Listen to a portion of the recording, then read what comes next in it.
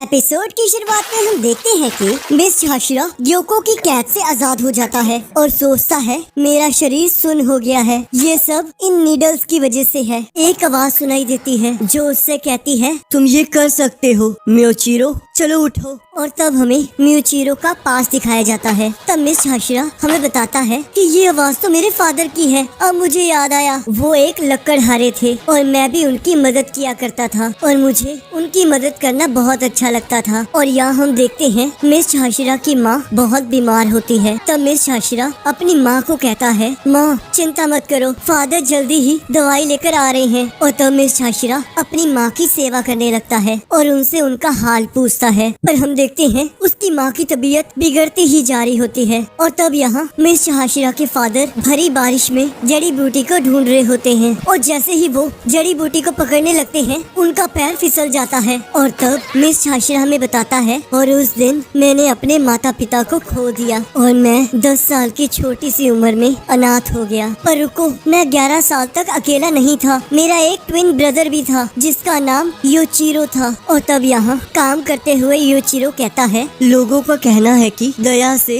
किसी का भी फायदा नहीं होता, तो अगर तुम किसी की मदद भी करोगे तो भी उसका कोई फायदा नहीं होगा। तब मिस हाशिरा कहता है तुम गलत हो, उन लोगों का मतलब ये था कि अगर हम दूसरों की मदद करेंगे तो एक ना एक दिन हमारे साथ भी अच्छा होगा। और यही सेम बात हमारे फादर ने भी कही थी। तब योचिरो कहता है तुम किसी ऐसे आदमी की बातों पर विश्वास नहीं कर सकते जो कि किसी और को बचाने के लिए खुद मर गया। तब मिस हाशिरा कहता है तुम ये सब कुछ क्यों कह रहे हो, फादर ने पूरी कोशिश की थी हमारी माँ को बचाने की। तब योचिरो कहता है वो बेवकूफ थे, वो जड़ी बूटी हमारी माँ को ठीक नहीं कर सकती थी। अगर वो उस तूफान में नहीं गए होते तब हमें सिर्फ अपनी माँ को खोना पड़ता। तब मिस हाशिरा अपने भाई को चुप रहने के लिए कहता है। तब योचिरो कहता है मैं तो बस सच कह रहा हूँ, तुम इस तरह मत चीखो नहीं तो सारे जानवर यहाँ आ जाएंगे। तुम्हारे नाम के पहले 2 अक्षर जो मुँह है उसका मतलब है कि तुम किसी काम के नहीं हो, तो तुम्हारे साथ ये बातें करना बेकार है क्योंकि आखिरकार पास्ट कभी नहीं बदलता। और तब मिस हाशिरा उदास हो जाता है। और तब मिस हाशिरा में बताता है कि मेरा भाई बहुत कड़वा बोलता था और मुझे लगता है जब मेरे पास मेमोरीज नहीं थी तब मैं भी इसी की तरह बन गया था। उसके साथ रहना बहुत मुश्किल हो गया था, मुझे तो लगता था वो मुझसे नफरत करता है। और इसी तरह एक दूसरे के साथ रहते रहते कुछ समय बीत गया। और तब यहाँ मिस हाशिरा पानी लेने आया होता है और तभी वो पानी भरते हुए एक सुंदर सी लड़की को देखता है और हमें बताता है वो बहुत सुंदर लड़की थी।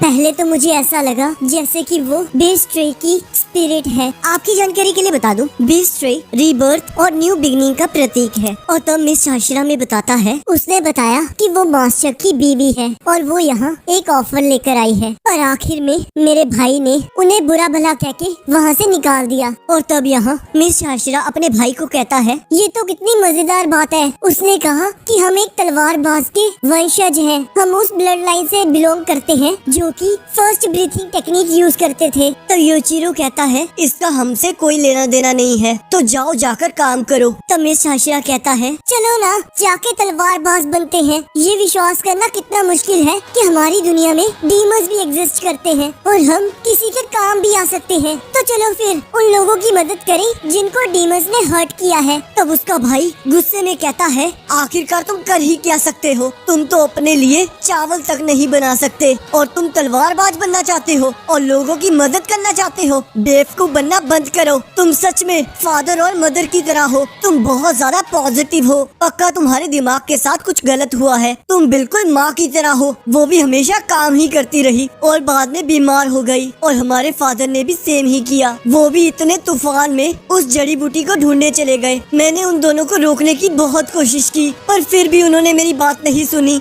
किसी की मदद वही कर सकता है जिसे ऊपर वाले ने चुना हो, चाहे हमारे पूर्वज तलवारबाज थे पर फिर भी हम बच्चे कुछ नहीं कर सकते। क्या तुम सच में जानना चाहते हो कि हम लोग क्या कर सकते हैं? हम बस अपने माता पिता की तरह बेमौत मर सकते हैं, हमारी लाइफ की कोई वैल्यू नहीं है और आखिर में वो लेडी भी हमें यूज ही करेगी। मुझे पूरा यकीन है कि वो कोई ना कोई चाल तो जरूर चल रही है, अब इसके बारे में कोई बात नहीं होगी, तुम समझ गए? अब जाओ जाकर खाने की तैयारी करो। और तब मिस हाशिरा में बताता है और उस दिन के बाद हमने बात करना बंद कर दिया, पर हम एक बार जरूर लड़े थे क्योंकि उसने उस लेडी पर पानी फेंका था, क्योंकि वो बार बार हमारे घर आ रही थी। और उसके बाद गर्मियाँ आ गई और उन गर्मियों में हमें बहुत परेशानी हुई और रात को भी वहाँ बहुत गर्मी होती थी। और तभी हम देखते हैं वहाँ एक डीमन आ जाता है और कहता है यहाँ सिर्फ बस 2 ही बच्चे हैं। और जैसे ही वो मिस हाशिरा पर हमला करने लगता है, उसका बड़ा भाई बीच में आ जाता है, जिससे उसका एक हाथ कट जाता है। और तब मिस हाशिरा जोर जोर से चीखने लगता है। तब वो डीमन कहता है चुप कर जाओ,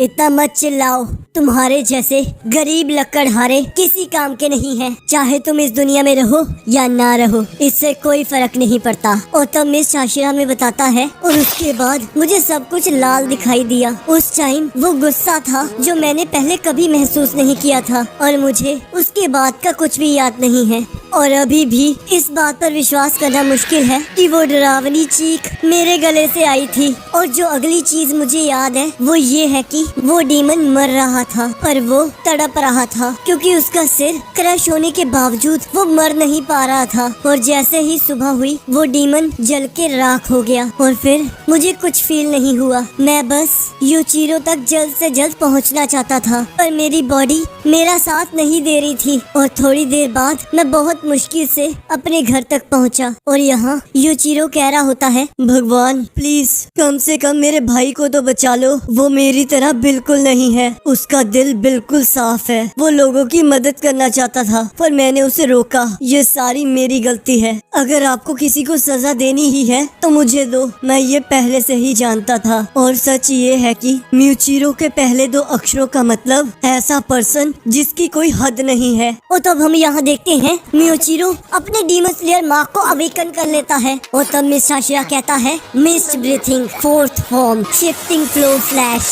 और उन सभी डीमंस को मारकर कोतेत्सु को बचा लेता है। और तब कोतेत्सु कहता है म्यूचिरो मेरी फिक्र मत करो, जाके हेगे नेजुका को बचाओ, उस तलवार को प्रोटेक्ट करो। और तब यहाँ ग्योको गुस्से में सोचता है मैं